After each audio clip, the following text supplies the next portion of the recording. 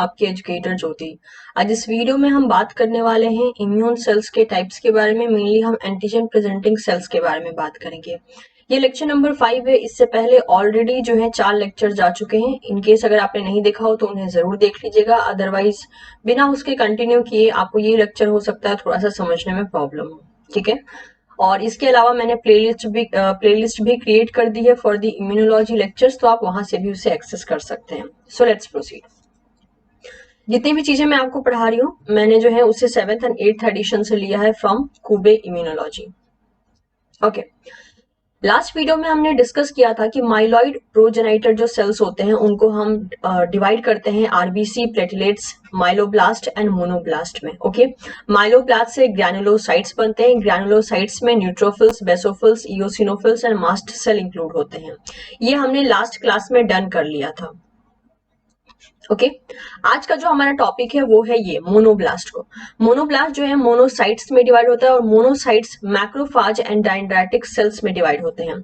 और इनको जो है हम बहुत ही आप कह सकते हो फेमस या फिर प्रोफेशनल एपीसीज कहते हैं। Okay, and as because dendritic cell and macrophage जो है मोनोसाइट्स से ओरिजिनेट हो सकते हैं, तो हम जो है इन लाइक ओवरऑल जो है हम ये कहते हैं कि मोनोसाइट्स के जो डिसेंडेंट्स होते हैं या फिर आगे चल के जिस टाइप के सेल्स में वो डिवाइड होता है या फिर टिश्यू स्पेसिफिक सेल में जब वो बदलता है तो वो मैक्रोफाज या डेंड्राइटिक सेल्स बन सकता है।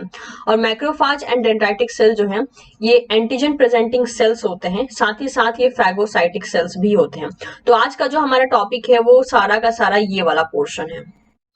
ओके, आज जो है हम सिर्फ इतना डिस्कस करेंगे। अगली वाली क्लास में हम लिम्फोइड सेल्स के बारे में पूरा आउटलाइन लेंगे। तो देखिए, इनको हमने जैसे कि कहा कि these cells are antigen presenting cells. अभी जो एंटीजन प्रेजेंटिंग सेल्स होते हैं, मतलब कि अगर हम इनको बहुत डिटेल में डिस्कस करें तो इनका ओवरऑल जितना भी डिस्कशन है वो बहुत मतलब आप कह सकते हो कि एक बहुत सी चीजों को इन्वॉल्व करता है, बहुत सारे सेल्स को इन्वॉल्व करता है। तो एपीसी का जो कंसेप्ट है, एपीसी का कंसेप्ट तब भी आएगा जब मैं आपको बी सेल का पूरा डिटेल समझाऊंगी। वहां पे एपीसी के बारे में आपको बहुत अच्छे से जो है जानने को मिलेगा। आज मैं एपीसी का पूरा आउटलाइन कवर करूंगी कि आपको कितना जानने की जरूरत है, लेकिन जो बहुत आप कह सकते हो कि एक एडवांस वाला डिटेल जो है वो आपको तब देखने को मिलेगा जब मैं बी सेल का एक डिटेल वीडियो लेकर आऊंगी। Okay, so let's proceed. Okay, हमने लास्ट वीडियो में देखा था कि माइलॉइड सेल्स को जो है हमने सबसे पहले ग्रैनुलोसाइट्स में डिवाइड किया था और ग्रैनुलोसाइट्स में जो है 4 टाइप के सेल्स आए थे, वो हमने देख लिया था। और वो सारे के सारे सेल्स इनेट इम्यूनिटी है उसका पार्ट बन रहे थे। नेक्स्ट आज का जो हमारा डिस्कशन है कि माइलॉइड प्रोजेनाइटर जो है ये और भी 3 टाइप के ग्रुप में डिवाइड हो सकते हैं जो कि फैगोसाइटिक सेल्स हो सकते हैं। ठीक है, जैसे कि for example monocytes, macrophage, dendritic cell. ठीक है, ये तीनों जो है as a phagocytic cell regard होते हैं। और इनमें से मैक्रोफाज एंड डेंड्राइटिक सेल को हम ये कह सकते हैं कि they are professional APCs. Okay, the cells of each of these group have professional antigen presenting cells, that is PAPC यानी प्रोफेशनल एपीसीज फंक्शन। तो ये जो सेल्स है macrophage and dendritic cell, specially इनको देखा जाए तो इनके पास एंटीजन प्रेजेंटिंग एक्टिविटी होती है। और मोनोसाइट जो है आगे चल के मैक्रोफाज एंड डेंड्राइटिक सेल में कन्वर्ट हो सकता है डिपेंडिंग अपॉन द टिश्यू कि वो कहाँ पे प्रेजेंट है। अब देखिए, ये जो वर्ड है एंटीजन प्रेजेंटिंग सेल, ठीक है, APC, ये है antigen presenting and this is cell. तो इसके नाम से क्या पता चल रहा है, यानी कोई ऐसा सेल है, अगर हम यहाँ पे बनाना चाहें, ये कोई ऐसा सेल है जो कि एंटीजन को प्रेजेंट कर रहा है। जैसे कि फॉर एग्जांपल आपने कभी मतलब आप कॉलेज में जब अपने टीचर्स को देखते हो तो वो आपको स्लाइड्स प्रेजेंट कर रहे होते हैं, या कभी आपने भी जो है स्लाइड्स प्रेजेंट की होगी। जैसे फिलहाल में अभी मैं आपको स्लाइड प्रेजेंट करके समझा रही हूँ, that means I am showing something to you. In similar way only जो एंटीजन प्रेजेंटिंग सेल होते हैं APC, वो क्या करते हैं, वो किसी और मीन्स से सबसे पहले एंटीजन को अपने अंदर इनगल्फ कर लेते हैं। एंटीजन को इनगल्फ करने के बाद क्या करते हैं, एंटीजन का ब्रेकडाउन जो है स्मॉल पेप्टाइड में कर देते हैं। ठीक है, स्मॉल पोर्शन में इनका डिवीजन हो जाता है। अब जब ये डिवाइड कर देते हैं या ब्रेक कर देते हैं एंटीजन को, उसके बाद क्या करते हैं, ये अपने सरफेस पे कुछ सरफेस प्रोटीन रखते हैं। मान लीजिए this is a surface protein, और ये जो एंटीजन यहाँ पे इन्होंने ब्रेक किया है स्मॉल पोर्शन में, स्मॉल फ्रेगमेंट्स में, इस फ्रेगमेंट्स को वो ले जाकर यहाँ पर प्रेजेंट कर देते हैं। क्यों प्रेजेंट करते हैं? Because they want to activate other cells too. जैसे मैंने आपको बताया था, बॉडी में कोई एंटीजन जब इनकाउंटर करता है, ऐसा नहीं होता कि एक ही सेल कोई अकेला काम करता जा रहा है, कैस्केड शुरू हो जाता है, यानी चेन रिएक्शन।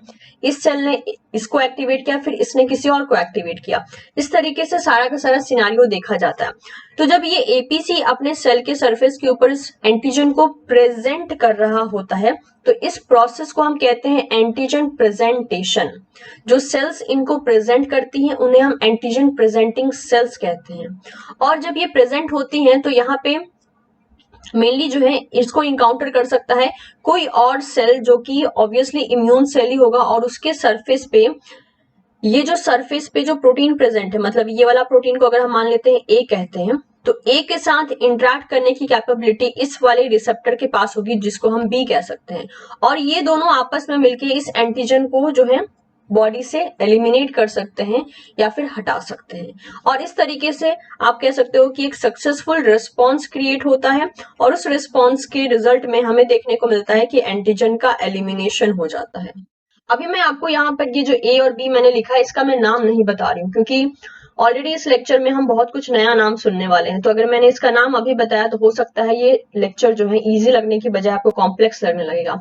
लेकिन वन बाय वन, जैसे मैंने कहा, जो एक बहुत ही डिटेल लेक्चर आएगा एंटीजन प्रेजेंटिंग सेल्स का, उसमें मैं आपको बताऊंगी कि इस ए को क्या कहते हैं, इस बी को क्या कहते हैं। सारी बातें आपको इजीली समझ में आने लगेंगी। ठीक है, तो होप आपको अब समझ में आ गया हो कि एंटीजन प्रेजेंटिंग सेल्स कौन होते हैं, जो एंटीजन के फ्रेगमेंट्स को अपने सरफेस के ऊपर प्रेजेंट कर रहे होते हैं। ओके, तो ऐसा काम करने वाली सेल्स यहाँ इंपॉर्टेंट तरीके से कौन से हैं? एक तो मैक्रोफाज हो गया और डेंड्राइटिक सेल हो गया। और मोनोसाइट जो है मैक्रोफाज भी बना सकता है, एंड डेंड्राइटिक सेल जो है वो भी बना सकता है। मतलब समहाउ जो है dendritic cell and macrophage originate हो सकते हैं मोनोसाइट से। ओके, अब हम बात करते हैं what are these professional APCs. Professional APCs यानी professional antigen presenting cell. Professional क्यों लगा है?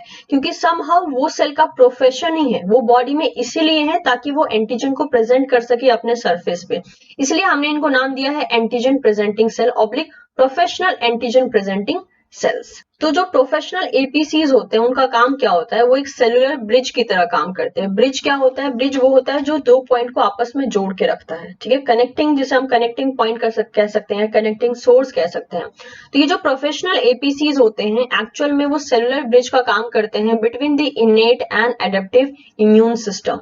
तो मैंने आपको लास्ट वीडियो में ही बताया था कि इनेट सिस्टम हम उसे कहते हैं जो हमारी बॉडी में बाय बर्थ प्रेजेंट है। एडेप्टिव वो होता है जो हम बाद में एक्वायर करते हैं, ठीक है, after the encounter of antigen. तो ये जो दो टाइप की इम्यूनिटी है या दो टाइप के इम्यून सिस्टम है, इनके बीच में एक सेलुलर ब्रिज यानी इनको आपस में जोड़ने वाला जो फैक्टर होता है वो एक्चुअल में एपीसीज होते हैं।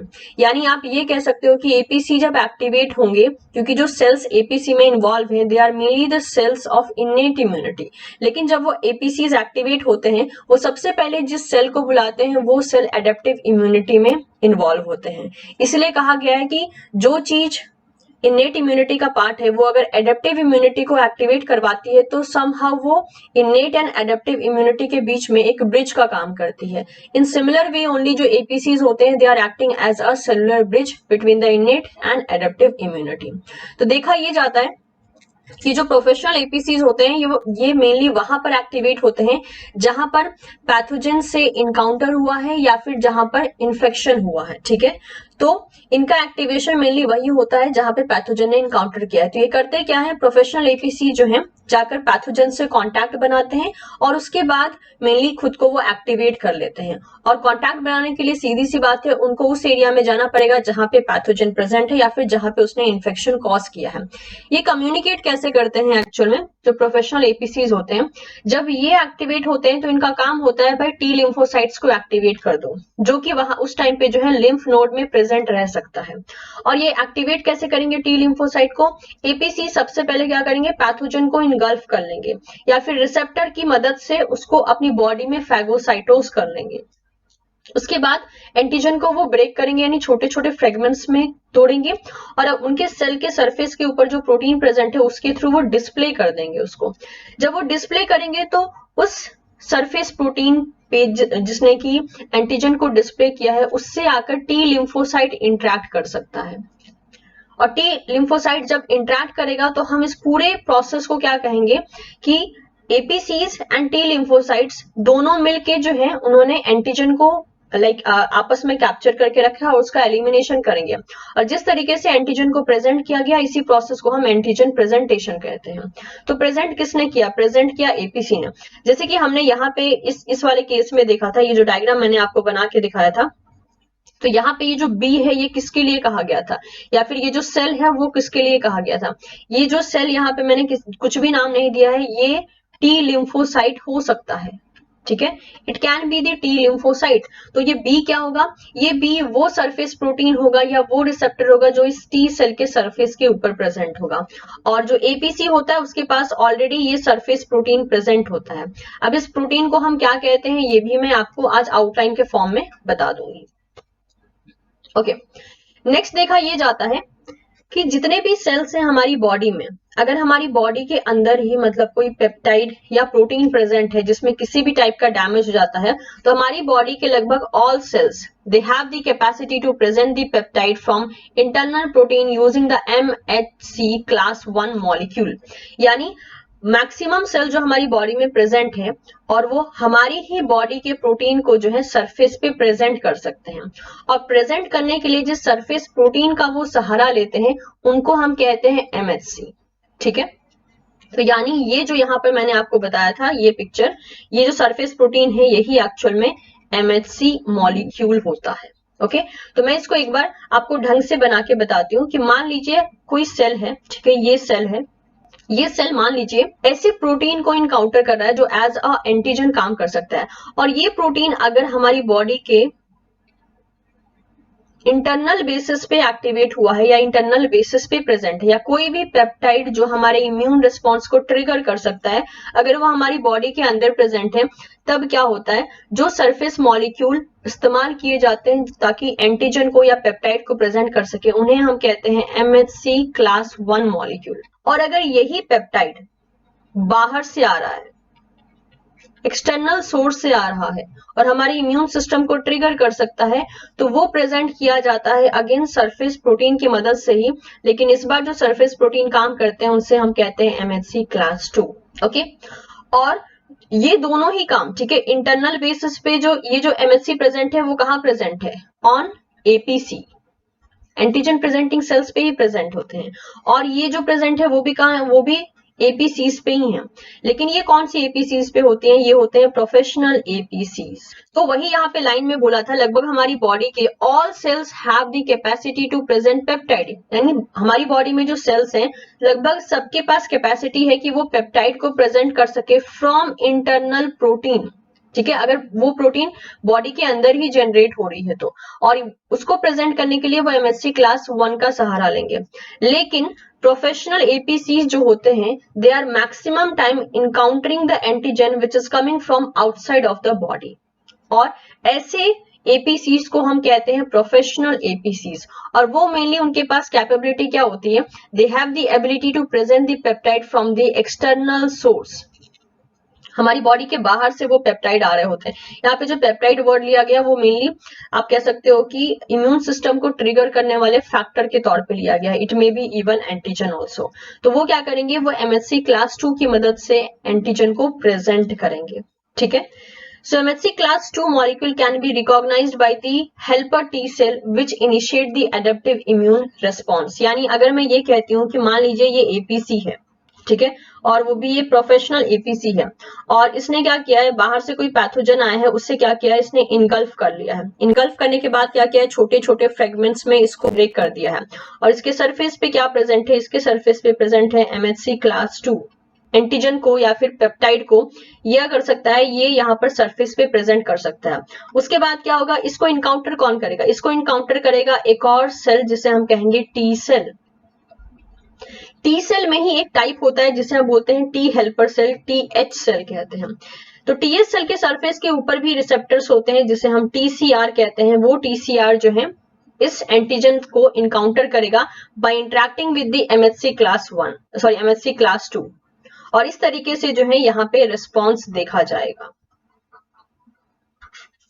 तो यही बात यहाँ पे समझाने की कोशिश की गई है। होप ये चीजें जो है आपको क्लियर हो गई होंगी कि कौन सी चीजें कैसे काम कर रही है।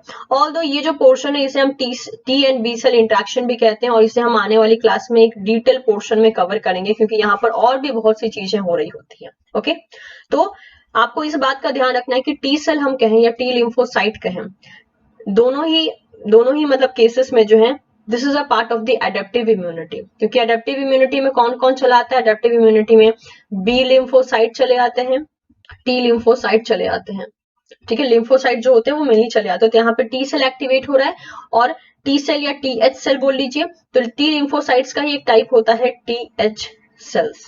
यानी ये क्या कर रहा है? एमएचसी क्लास 2 के थ्रू जो है हेल्पर टी सेल एक्टिवेट हो रहा है और समहाउ वो एडेप्टिव इम्यून रिस्पॉन्स को ट्रिगर कर रहा है। तो ये थी एक, आप कह सकते हो, एक आउटलाइन रिगार्डिंग द प्रोफेशनल एपीसीज। अब ये जो प्रोफेशनल एपीसीज होते हैं इनकी कुछ प्रॉपर्टीज होती हैं। ठीक है, so the professional APC exhibit total 3 major activities oblique properties when they encounter the pathogen।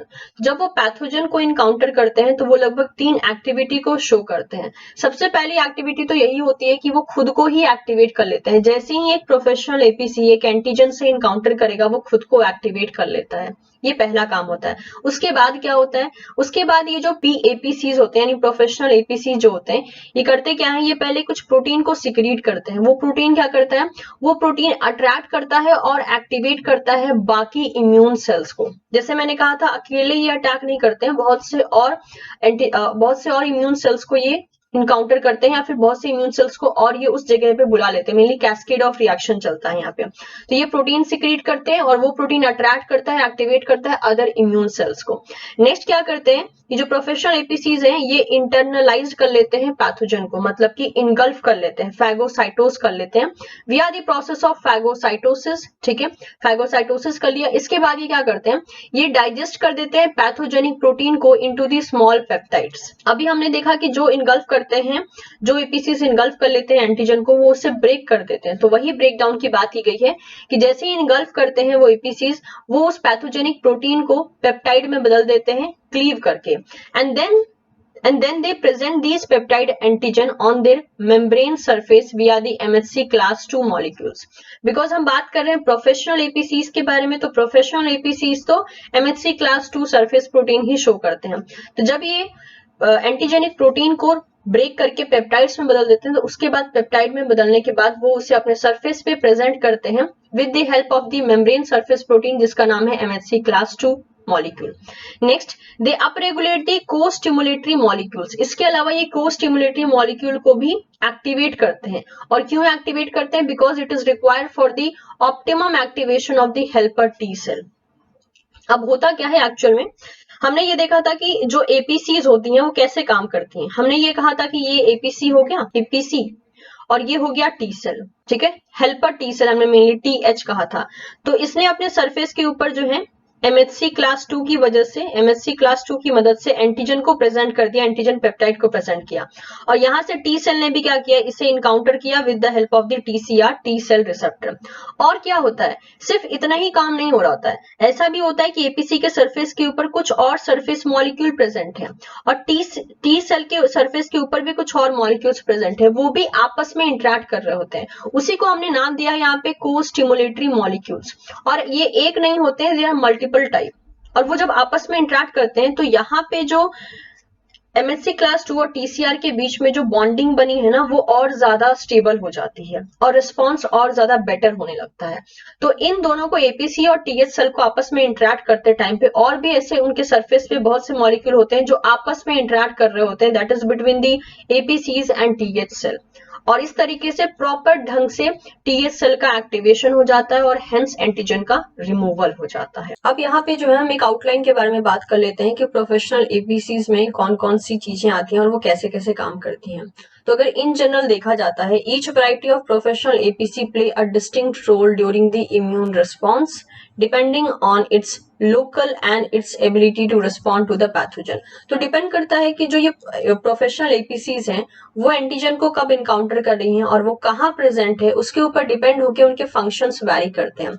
जैसे कि एक की अगर हम बात करते हैं डेंड्राइटिक सेल, डेंड्राइटिक सेल क्या करते हैं, ये एक्चुअल में एंटीजन को प्रेजेंट करते हैं, मतलब कि they are professional antigen presenting cell. और इनका काम क्या होता है, ये एक्टिवेट करते हैं नाइव टी सेल लिम्फोसाइट को। नाइव टी सेल क्या होता है, ऐसा टी लिम्फोसाइट जिसने कभी भी पैथोजन को इनकाउंटर नहीं किया है और वो पहली बार एक्टिवेट किया जा रहा है, उसे हम बोलते हैं नाइव टी सेल या नाइव टी लिम्फोसाइट्स हम कहते हैं।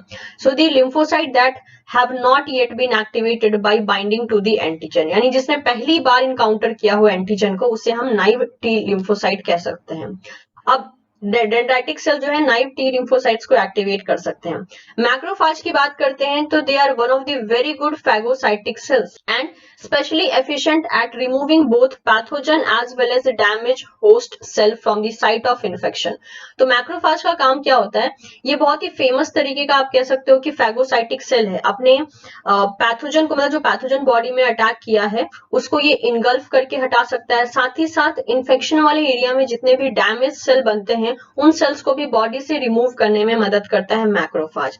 नेक्स्ट आते हैं मोनोसाइट्स। मोनोसाइट्स क्या करते हैं, ये इन्फ्लेमेटरी रेस्पॉन्स को मेनली रेगुलेट करते हैं। इन्फ्लेमेटरी रिस्पॉन्स वो रिस्पॉन्स होते हैं जैसे कि मान लीजिए कोई चीज जो है पैथोजन की वजह से कोई एक एरिया इन्फ्लेम्ड हो जाता है, जैसे कि स्वेलिंग हो जाना, रेडनेस हो जाना, पेन होना, वहां पे हीट जैसा फील होना, that is what the overall inflammation response. तो मोनोसाइट ये सारे इन्फ्लेमेशन रिस्पॉन्स को रेगुलेट करता है, मेनली वहां पे जहां पे tissue damage as well as infection हुआ है। इन्वेस्टिगेटर जो है अभी फिलहाल में जब बहुत सी चीजों पे स्टडी कर रहे हैं तो उन्होंने बहुत सारे टाइप के एपीसीज को आइडेंटिफाई किया है, ठीक है, लेकिन उनका फंक्शन एज वेल एज और भी उनके बारे में चीजें जो है अभी भी अंडर इन्वेस्टिगेशन है। तो ऐसा नहीं है कि जितने एपीसीज हम पढ़ रहे हैं सिर्फ उतने ही हैं, और भी बहुत से डिस्कवर हुए हैं, बट स्टिल उनके बारे में अभी ज्यादा इंफॉर्मेशन नहीं होने के कारण हमें कुछ ज्यादा अभी हमारे सामने जो है डेटा ज्यादा प्रेजेंट नहीं किए गए हैं, बट इसके अलावा भी बहुत से एपीसी जो है देखे गए हैं।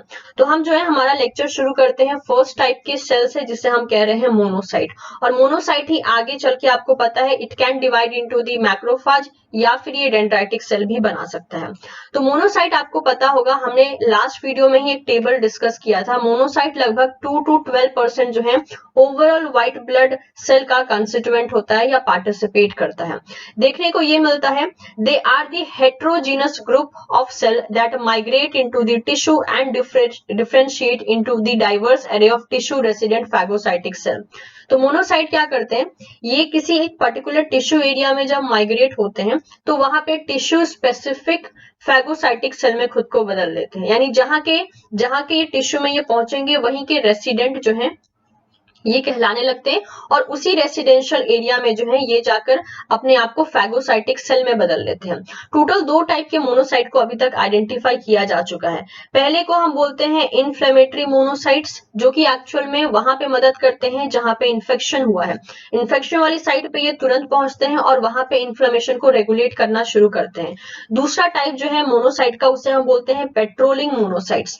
पेट्रोलिंग का मतलब क्या होता है, जैसे कि आपको पता है कि जो बॉर्डर पे जो मेनली आर्मी मैन्स होते हैं वो क्या कर रहे हैं, अभी पेट्रोलिंग करते हैं, मतलब कि निगरानी रखते हैं, ठीक है। They keep eye on each and every activity which are not seems to be very normal.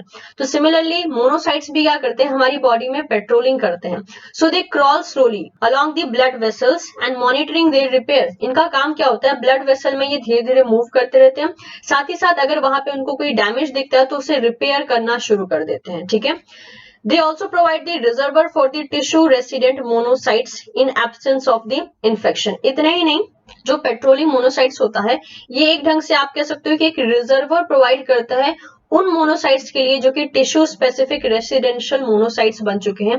Specially तब ये वो जगह प्रोवाइड करता है जब बॉडी में किसी भी टाइप का इन्फेक्शन नहीं है और उन मोनोसाइट्स की अभी जरूरत नहीं है जो मोनोसाइट्स अभी एक्टिवेट होकर रखे हैं।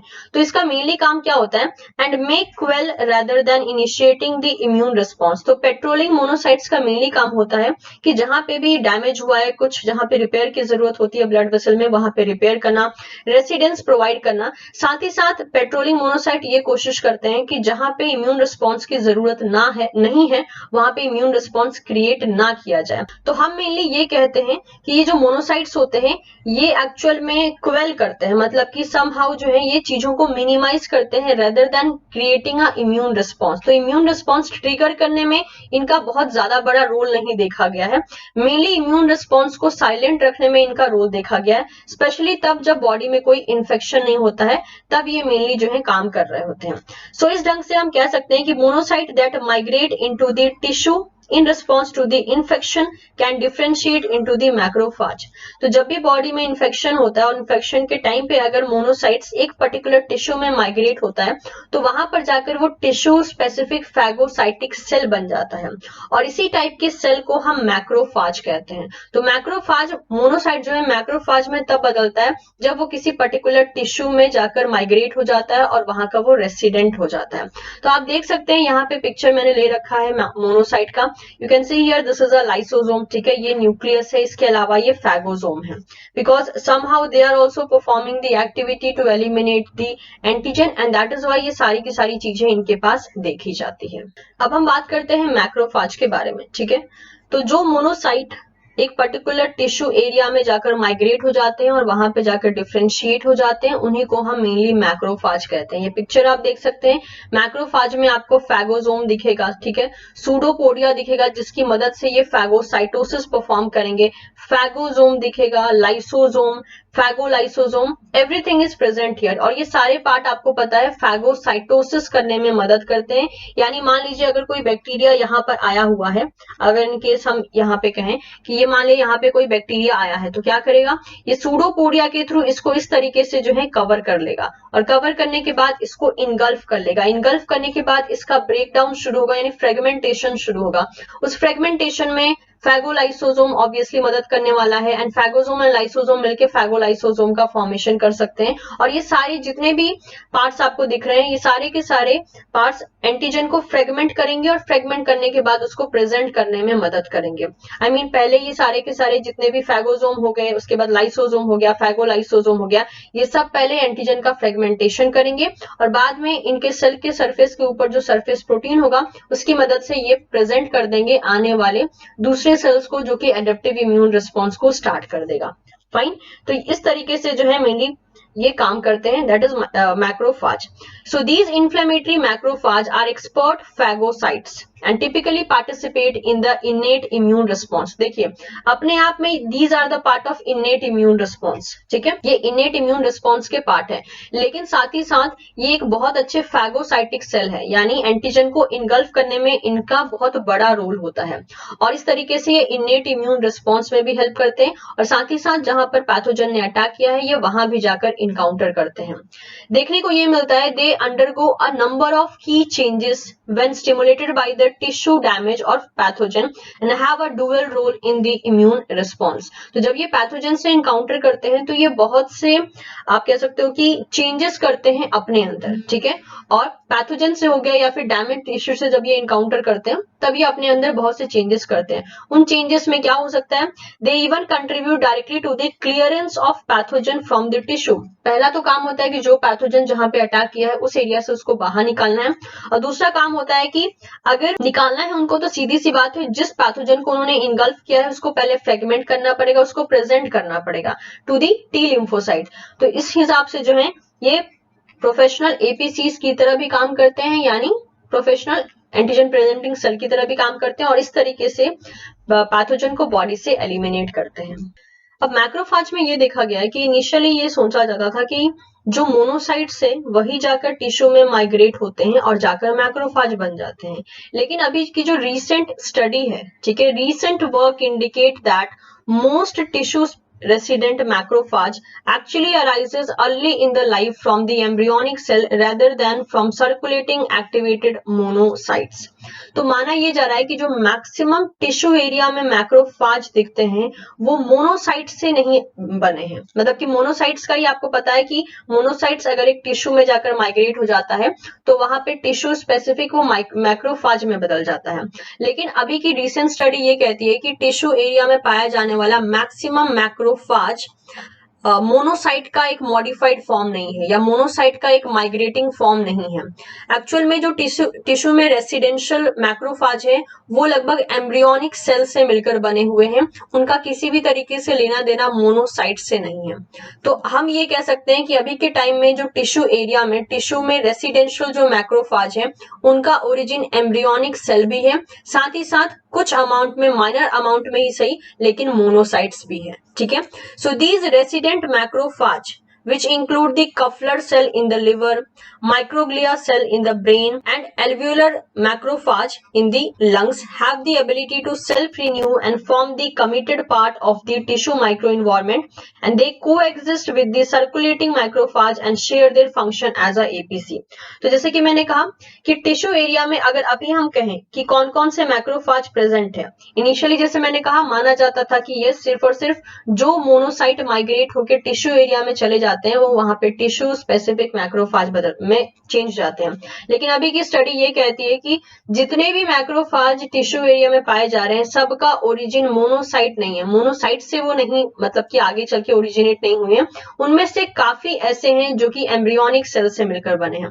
अब उनका कुछ यहाँ पे एग्जाम्पल देके रखा है। ठीक है, जैसे कि अगर हम बात करते हैं ये कॉलम जो है आप रीड कर लीजिएगा, ये कॉलम इंपॉर्टेंट हो भी सकता है, नहीं भी इंपॉर्टेंट हो सकता है, लेकिन यस ये कॉलम और ये कॉलम इंपॉर्टेंट है जिसमें कि आपको ये मेंशन करके रखा है कि कौन से टिश्यू में कौन से टाइप का मैक्रोफाज पाया जा सकता है। ओके, ऐसा कई क्वेश्चन बहुत कम आएगा कि हाँ बताओ कौन सा पर्टिकुलर मैक्रोफाज एम्ब्रियोनिक सेल से ओरिजिन लिया है और कौन सा मोनोसाइट से लिया है। अभी के लिए आपको बस इतना जान के रखना है कि टिश्यू स्पेसिफिक मैक्रोफाज में दो टाइप के मैक्रोफाज आपको देखने को मिलेंगे। ठीक है, तो ब्रेन एरिया में पाया जाने वाला यानी टिश्यू की बात करें तो टिश्यू का ओरिजिन यानी ब्रेन वाले एरिया में जो टिश्यू प्रेजेंट है, तो ब्रेन एरिया में पाया जाने वाला मैक्रोफाज को हम माइक्रोग्लिया बोलते हैं। लंग्स में इसको हम एल्वेओलर मैक्रोफाज कहते हैं। लिवर में हम इसे कफलर सेल कहते हैं। किडनी में हम इसे रेसिडेंट किडनी मैक्रोफाज बोल सकते हैं। स्किन में लैंगरहैंस सेल कह सकते हैं। स्प्लीन में red pulp macrophage. Peritoneal cavity macrophage. Intestine lamina propria macrophage and intestinal muscularis macrophage. Bone marrow macrophage. Lymph node sub capsular sinus macrophage. Heart cardiac macrophage. अब यहां से गेट ने एक दो बार क्वेश्चन पूछा है।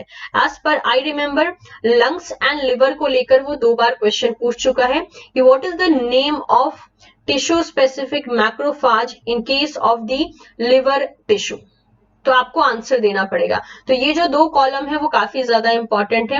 आई थिंक सीएसआर ने इस पर्टिकुलर टेबल से अभी तक एक बार क्वेश्चन पूछा है, लेकिन आईसीएमआर, डीबीटी, गेट इन सारे एरिया में इससे काफी ज्यादा क्वेश्चन आते हैं क्योंकि ये एक एक दो नंबर के क्वेश्चन आराम से यहाँ से बन जाते हैं। तो अगर हम मैक्रोफाज का एक रिविजन बॉक्स लेना चाहें ताकि कंफ्यूजन क्रिएट ना हो, तो हम ये कह सकते हैं कि जो टिश्यू स्पेसिफिक मैक्रोफाज है, टिश्यू स्पेसिफिक, इसका ओरिजिन दो हो सकता है, या तो ये मोनोसाइट से आ सकते हैं, ठीक है, मोनोसाइट से आ सकते हैं, या फिर ये एम्ब्रियोनिक सेल से आ सकते हैं। ठीक है, अब ये मोनोसाइट से आएंगे तो क्या करेंगे, सीधी सी बात है, इनका रेसिडेंशियल एरिया क्या होगा, ये आराम से टिश्यू में भी रहेंगे। ठीक है, ये टिश्यू में भी रहेंगे, ये एपीसी की तरह भी काम करेंगे और साथ ही साथ ये सर्कुलेट भी करेंगे। ओके, एम्ब्रियोनिक का काम क्या है, एम्ब्रियोनिक सेल भी टिश्यू में भी रहेगा, साथ ही साथ ये एपीसी की तरह भी काम करेगा और इसके पास एक और कैपेबिलिटी है कि ये खुद को रीन्यू कर सकता है, सेल्फ रीन्यू करेगा, यानी वापस से खुद को रीन्यू कर लेगा जब भी जरूरत पड़ेगी। एक बार डेथ होने के बाद, मैक्रोफाज का एक बार डेथ होने के बाद जो दूसरे सेल्स ऑलरेडी प्रेजेंट है उस एरिया में वो सेल्फ रीन्यू करेंगे। ठीक है, तो इस ढंग से ये प्रॉपर्टी देखी जाती है। लेकिन ओवरऑल अगर देखा जाए तो दोनों की जो ओवरऑल प्रॉपर्टी है लगभग ये सेम ही फंक्शन शेयर करते हैं। ठीक है, they share almost same function, almost same function जो है ये शेयर करते हैं। अब इन्हीं का एग्जाम्पल जो है अभी हमने टेबल में देखा कि ये कैसे कैसे और क्या काम कर सकते हैं। मैक्रोफाज की एक बहुत ही इंपॉर्टेंट प्रॉपर्टी देखी गई है जिसमें कि वो ऑप्सोनाइजेशन जैसे प्रोसेस को रेगुलेट करता है। इसका मतलब क्या हुआ, देखिए बहुत से मैक्रोफाज होते हैं जिनके पास एक पर्टिकुलर रिसेप्टर होता है और वो रिसेप्टर किसके लिए होता है, एंटीबॉडीज के लिए होता है। तो होता क्या है, मान लीजिए बॉडी में कोई एंटीजन एंटर किया, ठीक है, एंटीजन को एंटीबॉडी ने इनकाउंटर किया और कैसे इनकाउंटर किया, ये रहा बीच में एंटीजन, ठीक है, और इसके चारों तरफ जो है एंटीबॉडीज आकर इसको एक ढंग से आप कह सकते हो कि चारों तरफ से घेर लेती हैं, ठीक है। इस ढंग से आके इसको हम कहते हैं एंटीजन एंटीबॉडी कॉम्प्लेक्स बना लेना। और हमने ये कहा कि मैक्रोफाज के सरफेस के ऊपर रिसेप्टर्स होते हैं इन एंटीबॉडीज के लिए। तो अगर ये एंटीबॉडीज एंटीजन को चारों तरफ से कवर कर चुकी हैं और ये रहा मैक्रोफाज, ठीक है, और इसके सरफेस के ऊपर एक रिसेप्टर है जिससे कि वो ये एंटीबॉडी से इंटरेक्ट कर सकता है। तो देखा ये जाता है कि जब ये एंटीजन एंटीबॉडी कॉम्प्लेक्स जो है फॉर्म हो जाते हैं तो मैक्रोफाज आकर इसको बहुत ही आसानी से इनगल्फ कर लेता है। और इनगल्फ मतलब कि फैगोसाइटोसिस परफॉर्म करता है मेनली किसकी वजह से, इस रिसेप्टर की वजह से। तो रिसेप्टर मीडिएटेड फैगोसाइटोसिस हो जाता है और इस एंटीजन का धीरे धीरे रिमूवल शुरू हो जाता है। एक स्टडी में देखा गया कि जब एंटीजन को चारों तरफ से एंटीबॉडीज ने घेर रखा था, मतलब कि एंटीजन एंटीबॉडी कॉम्प्लेक्स बना के रखा था, तो मैक्रोफाज ने जो फैगोसाइटोसिस परफॉर्म किया वो 4000 टाइम्स ज्यादा था as compare to the normal phagocytosis जहां पे खाली एंटीजन को मैक्रोफाज ने इनगल्फ किया, ठीक है। यानी अगर मैं मैक्रोफाज एंड एंटीजन को अगर मैं कहूं इनकाउंटर करने के लिए और इसको इनगल्फ करने के लिए, तो इनका रिस्पॉन्स काफी ज्यादा स्लो था, ठीक है। ये था फर्स्ट एक्सपेरिमेंट। दूसरे एक्सपेरिमेंट में क्या किया गया, macrophage plus antigen antibody complex को दिया गया मैक्रोफाज को। तो यहाँ पे जो इसने एक्टिविटी परफॉर्म की मेनली फैगोसाइटोसिस की, यहाँ पे फैगोसाइटोसिस जो है थोड़ा स्लो था, लेकिन एंटीबॉडी एंड एंटीजन कॉम्प्लेक्स का जो फैगोसाइटोसिस मैक्रोफाज ने परफॉर्म किया वो 4000 फोल्ड ज्यादा था as compare to the upper experiment. First वाले एक्सपेरिमेंट के कंपैरिजन में 4000 टाइम्स ज्यादा था, ठीक है। तो ये क्यों हुआ, ये जो है यहाँ पर एक्चुअल में दिखा रहा है ऑप्सोनाइजेशन प्रोसेस को। ऑप्सोनाइजेशन क्या होता है, एक्चुअल में यहाँ पे जो एंटीबॉडीज प्रेजेंट है ना, जो एंटीजन को चारों तरफ से घेर ले रही हैं, they are representing the example of the opsonin, ठीक है, which is a molecule that bind with the antigen and enhances its recognition and injection by the phagocytosis. तो यहाँ पे जो एंटीबॉडीज हैं वो एक्चुअल में यहाँ पर ऑप्सोनिन जैसे काम करती हैं। ऑप्सोनिन वो मॉलिक्यूल होता है जो एंटीजन के साथ बाइंड करके एंटीजन का फैगोसाइटोसिस होने वाली जो प्रॉपर्टी होती है उसको और इनहेंस कर देता है, बढ़ा देता है। और इसीलिए मैक्रोफाज जो है बहुत ही हाईएस्ट फोल्ड के साथ, हाईएस्ट इंटेंसिटी के साथ एंटीजन और एंटीबॉडी कॉम्प्लेक्स का फैगोसाइटोसिस करने लगता है। इस प्रोसेस को जो है जिसमें कि हम एंटीजन को मॉडिफाई कर रहे हैं ऑप्सोनिन के साथ बाइंड करवा के, इसी प्रोसेस को हम कहते हैं ऑप्सोनाइजेशन, जिसका सिंपल भाषा में मीनिंग क्या होता है, ऑप्सोनाइजेशन का मीनिंग होता है कि टू सप्लाई फूड और टू मेक इट टेस्टी। यानी सीधी सी बात कहें तो एंटीजन के चारों तरफ जब एंटीबॉडीज प्रेजेंट रहती हैं तो वो एंटीजन को और टेस्टी बना देती हैं मैक्रोफाज के लिए, और मैक्रोफाज उसको इजीली जो है खा लेता है, यानी फैगोसाइटोस कर लेता है, अगर एक एनोलॉजी की तरह हम इसको लेते हैं तो। इन अदर टर्म्स हम इसे इम्यूनोलॉजी के टर्म में कहते हैं ऑप्सोनाइजेशन, जो कि ऑप्सोनिन के थ्रू किया जाता है, क्योंकि ऑप्सोनिन ने जो है एंटीजन को मॉडिफाई कर दिया है और एज अ रिजल्ट उसका जो फैगोसाइटोसिस है वो और ज्यादा इनहैंस हो गया है। ओके, तो ये हो गई कहानी रिगार्डिंग दी ऑप्सोनाइजेशन। अब हम बात करते हैं डेंड्राइटिक सेल्स के बारे में, ठीक है। तो डेंड्राइटिक सेल्स के लिए रैल्फ एंड स्टेनमैन को जो है अवार्ड दिया गया, नोबेल प्राइज दिया गया मेनली इन दी फिजियोलॉजी और मेडिसिन इन 2011, ठीक है। तो इनको नोबेल प्राइज से मेनली आप कह सकते हो अवार्ड दिया गया इन 2011, किसके लिए, डिस्कवरी करने के लिए डेंड्राइटिक सेल का, और इन्होंने इसे डिस्कवर किया था मिड 1970s में, ठीक है। तो डेंड्राइटिक सेल जो है बहुत ही एक आप कह सकते हैं कि यूनिक टाइप की सेल्स होती हैं, और इनको नाम ऐसा क्यों दिया गया है, बिकॉज आपने देखा होगा डेंड्राइटिक सेल्स हमारी बॉडी में कैसे होती हैं, मेनली जो नर्व सेल होती है उनके पास डेंड्राइट्स प्रेजेंट होता है, ठीक है। मेनली न्यूरॉन की अगर हम बात करते हैं तो न्यूरॉन के पास डेंड्राइट्स प्रेजेंट होता है, वैसे ही डेंड्राइट जो है डेंड्राइटिक सेल्स के पास भी प्रेजेंट होता है। तो as because similar morphology show करने के कारण जो है हमने इनको नाम दे दिया डेंड्राइटिक सेल, ठीक है। और जो इनके पास डेंड्राइट्स अवेलेबल होता है उसके थ्रू ये मेनली एंटीजन को कैप्चर करती हैं और उसके बाद उस एंटीजन को ये प्रेजेंट कर सकती हैं किसी भी लिम्फोसाइट्स को, ठीक है, ताकि आगे चल के एडेप्टिव इम्यून रिस्पॉन्स का एक्टिवेशन हो सके। देखने वाली बात यह है कि डेंड्राइटिक सेल ऐसा नहीं होता कि सिर्फ और सिर्फ माइलॉइड सेल से ही प्रोड्यूस होती है। अभी हम वैसे तो माइलॉइड सेल का पूरा केस पढ़ रहे हैं, लेकिन ये लिम्फॉइड सेल से भी प्रोड्यूस होती है। तो इनका ओरिजिन जो है माइलॉइड एंड लिम्फॉइड सेल दोनों हो सकता है, लेकिन इनके बीच में एक्चुअल में क्या डिफरेंस है? जो हिमेटोपोइटिक स्टेम सेल आगे चल के माइलॉइड एंड लिम्फॉइड में बदलती हैं, तो माइलॉइड सेल भी डेंड्राइटिक सेल को बना सकता है, लिम्फॉइड सेल भी बना सकता है। लेकिन ये जो अलग अलग ओरिजिन से ये डेंड्राइटिक सेल जो बनी है, इनके बीच में एक्चुअल में क्या डिफरेंस है, ये अभी भी जो है क्लैरिफिकेशन इसका अभी भी लगा हुआ है। इस पे चीजें जो है अभी भी मतलब अलग अलग साइंटिस्ट जो है अभी भी इस पे काम कर रहे हैं। लेकिन ऑल तो अगर देखा जाए तो डेंड्राइटिक सेल का मेनली तरीके से जो है दो मेजर फंक्शन देखा गया है। इसका पहला मेन फंक्शन क्या होता है कि ये एंटीजन को कैप्चर करती हैं एक लोकेशन पे, उसके बाद उस एंटीजन को जाकर प्रेजेंट कर सकती हैं किसी और लोकेशन पे, ठीक है। इन जनरल अगर बात करते हैं तो होता यह है कि एक लिम्फ नोड नाम का एरिया होता है। लिम्फ नोड के बाहर क्या करती हैं, जो इमेच्योर डेंड्राइटिक सेल्स होती हैं, उनका काम होता है इस चीज की मॉनिटरिंग करना कि बॉडी में कोई पैथोजन तो एंटर नहीं कर गया है, और अगर पैथोजन एंटर कर गया है तो उससे जाकर क्या करती हैं, वो उसे कैप्चर करती हैं, इनकाउंटर करती हैं उस पर्टिकुलर एंटीजन को। उसके बाद ले जाकर जो है उस एंटीजन का प्रोसेसिंग चलता है, मतलब उसको मेनली ब्रेक किया जाता है। ब्रेक करने के बाद जो है उस पर्टिकुलर एंटीजन को लेकर डेंड्राइटिक सेल माइग्रेट कर जाती हैं लिम्फ नोड एरिया में। तो इसका इनकाउंटरिंग एज वेल एज इसका प्रोसेसिंग लिम्फ के बाहर चला था, बाद में इसको लिम्फ नोड में लेकर चली जाती हैं। उसके बाद वहां पे वो एंटीजन को प्रेजेंट कर देती है नाइव टी सेल को, एक ऐसा टी सेल जिसने कभी भी एंटीजन को इनकाउंटर नहीं किया है।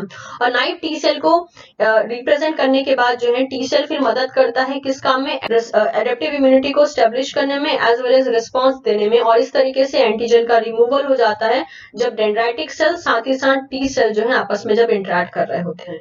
तो एक ढंग से यहाँ भी हम देख रहे हैं कि ये कैसे जो है एपीसीज की तरह काम कर रही है, एंटीजन प्रेजेंटिंग सेल्स की तरह काम कर रही हैं। अब हम बात करते हैं कि एक्चुअल में ये जो एंटीजन प्रेजेंटिंग सेल है, जिसे हम मेनली डेंड्राइटिक सेल है, वो उसे हम जो है कैसे उसकी प्रॉपर्टी के बेसिस पे हम कैसे उसको देख सकते हैं, वो काम क्या कर रही है और क्या उसके काम में डिफरेंस भी आता है जैसे जैसे वो आगे बढ़ती जाती है इन दैट पर्टिकुलर प्रोसेस। तो पहले तो हम इसके स्ट्रक्चर की बात कर लेते हैं। इसके पास भी फैगोसोम है, ठीक है। इसके पास भी प्रोसेस है जिससे कि हम कह सकते हैं डेंड्राइट्स, इसी को हम डेंड्राइट्स कहते हैं। इसके पास फैगोसोम भी है, लाइसोसोम भी है, दैट इज व्हाई ये आराम से फैगोसाइटोसिस का एक्शन परफॉर्म कर सकती है। तो होता ये है कि एक्चुअल में ये जो डेंड्राइटिक सेल रहती हैं, ये सेंटिनल्स की तरह एक्ट करती है। मतलब जैसे कि बॉर्डर पे जो अलग अलग आर्मी बैठी हुई है, आर्मी मैन बैठे हुए हैं वहां पर, और वहां पे वो देश की रखवाली कर रहे होते हैं, सिमिलर वे में ही ये जो डेंड्राइटिक सेल होती हैं, ये पेरिफेरल एरिया में सेंटिनल की तरह काम करती रहती है। मतलब चीजों को लुक आउट करती रहती हैं, ठीक है, कि कोई चीज अंदर ना एंटर की हो। एंड इमेच्योर डेंड्राइटिक सेल जो होती हैं, वो एक्चुअल में एंटीजन को 3 तरीके से आप कह सकते हो इनकाउंटर कर सकती हैं। पहले तरीके से क्या, वो इसका फैगोसाइटोसिस कर सकती हैं, यानी कोई एंटीजन आया और ये जो इमेच्योर डेंड्राइटिक सेल है उसने उसको क्या किया, फैगोसाइटोस कर लिया यानी खा लिया। या फिर क्या कर सकती हैं, ये इसे इंटरनलाइज कर सकती हैं by the help of receptor mediated endocytosis. ये भी एक ढंग से देखने में फैगोसाइटोसिस ही लगता है, लेकिन इसमें एक चीज इन्वॉल्व होती है जिसे हम कहते हैं रिसेप्टर। तो कोई एंटीजन जो है इनके सरफेस के ऊपर प्रेजेंट रहता है, रिसेप्टर उससे आके बाइंड करता है और रिसेप्टर के साथ जो है ये सेल्स उसको इंटरनलाइज कर लेते हैं, यानी अपने अंदर ले लेती हैं। या फिर थर्ड प्रोसेस हो सकता है कि ये इम्बिब करते हैं बाय पिनोसाइटोसिस, मतलब कि एक ढंग से आप कह सकते हो कि किसी चीज को ड्रिंक कर लेना। तो ये अपने एंटीजन को जो है पिनोसाइटोसिस के थ्रू भी इनगल्फ कर सकते हैं या फिर इम्बिब कर सकते हैं। तो ये 3 तरीके का function immature DC cells perform करते हैं। डेंड्राइटिक सेल को हम शॉर्टकट में डीसी सेल्स भी कहते हैं, डी एंड सी, ठीक है। अब एक बार जब इसका इनकाउंटर या कांटेक्ट एंटीजन के साथ हो जाता है, तब डेंड्राइटिक सेल मैच्योर बन जाती हैं, यानी बिना एंटीजन के they remain in a immature form. लेकिन एक बार जहां एंटीजन के साथ इनका कांटेक्ट हो जाता है, now they have gain the state of mature DC cells, ठीक है। और अब ये एंटीजन कैप्चरिंग सेल से अपना फिनोटाइप बदलकर अब एंटीजन प्रेजेंटिंग सेल्स की तरह बिहेव करने लगती हैं। मतलब कि जब इन्होंने ये तीनों काम किया उस टाइम पे डीसी सेल जो है सिर्फ और सिर्फ एंटीजन कैप्चरिंग सेल जैसा बिहेव कर रहा था। एक बार किसी भी तीनों में से किसी भी मेथड से एक बार कैप्चर कर लेता है वो एंटीजन को, उसके बाद वो एंटीजन कैप्चरिंग जो उसके पास फिनोटाइप होती है उससे लूज कर देता है। अब वो एंटीजन प्रेजेंटिंग सेल की तरह काम करते हैं, यानी टी सेल के सामने जो है एंटीजन को अब वो प्रेजेंट करेगा to one that is specialized for the presentation of the antigen to the T cell. अब ऐसा करने में यानी एंटीजन कैप्चरिंग सेल से एंटीजन प्रेजेंटिंग सेल्स बनने में ये जो ट्रांजिशन हो रहा है उसमें क्या क्या चीजें देखने को मिलती है, क्या प्रॉपर्टी गेन की जाती है। In making this transition some attribute are lost and other are gain.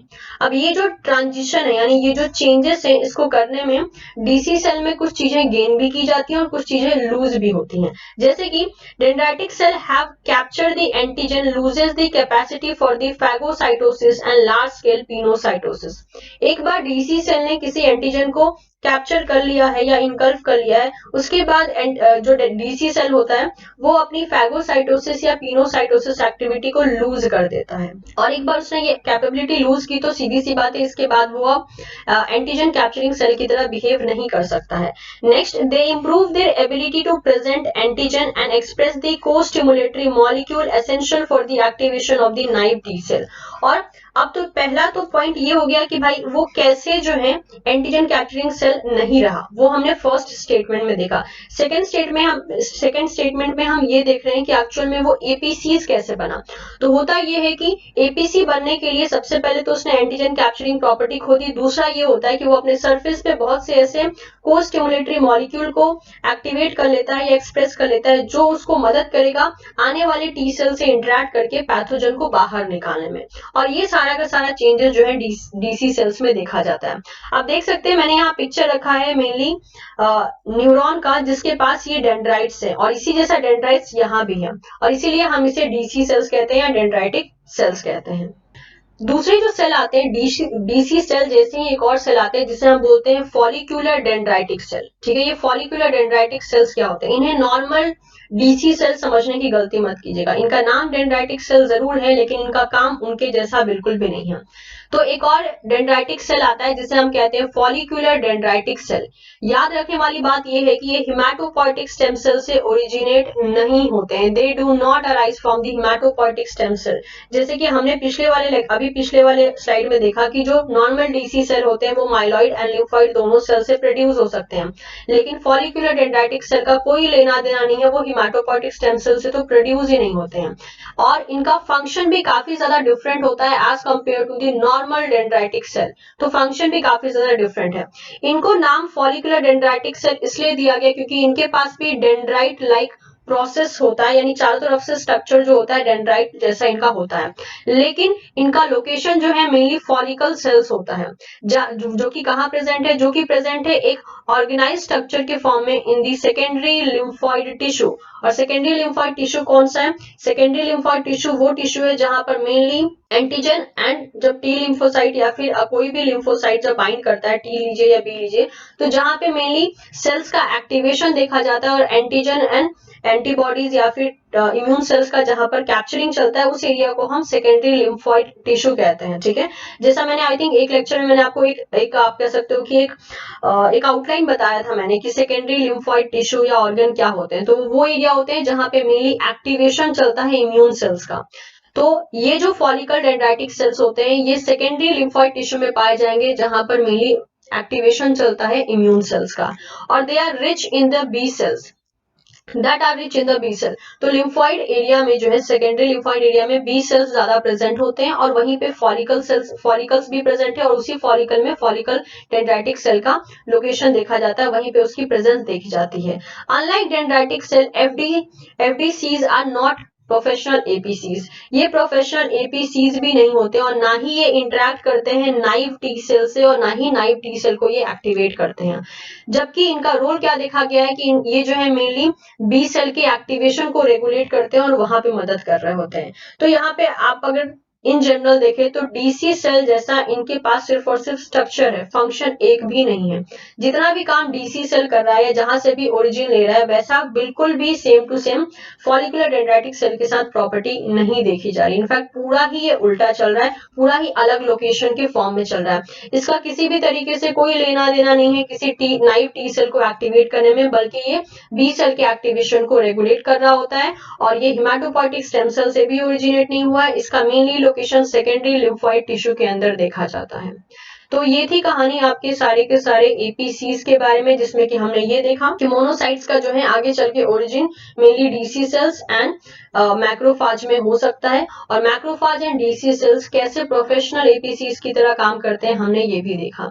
Next video में हम इससे आगे का पार्ट कंटिन्यू करेंगे कि लिम्फोइड प्रोजेनिटर सेल क्या है, एज वेल एज वो काम कैसे कर रहे हैं। वीडियो पसंद आया हो तो इसे लाइक जरूर करें, साथ ही साथ आप इसे अपने दोस्तों के साथ भी शेयर कर सकते हैं जो कि डिफरेंट टाइप के लाइफ साइंस के एग्जाम्स का प्रिपरेशन कर रहे हैं। Thank you so much everyone and keep learning.